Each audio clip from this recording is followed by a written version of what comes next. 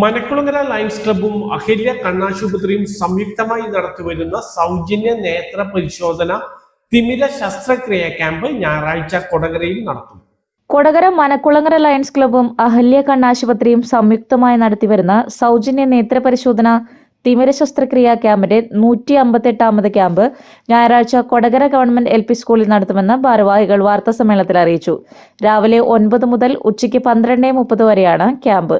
എല്ലാ മാസവും 3ാമത്തെ ഞായറാഴ്ചയാണ് ക്യാമ്പ് നടത്തുന്നതെന്ന് ഭാരവാഹികളായ P. രാധാകൃഷ്ണൻ, അനിൽ വടക്കേടത്ത് എന്നിവർ വാർത്താസമ്മേളനത്തിൽ വിശദീകരിച്ചു.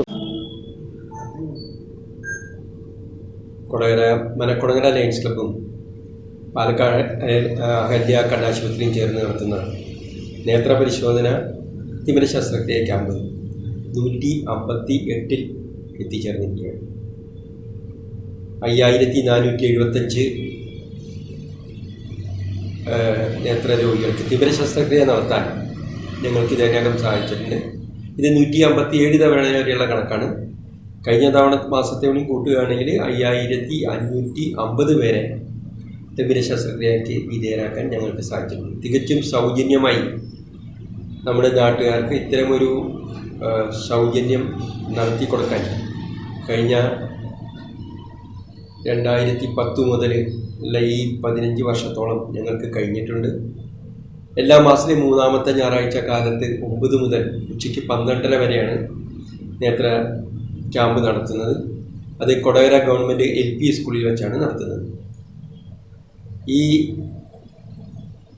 ക്യാമ്പിൽ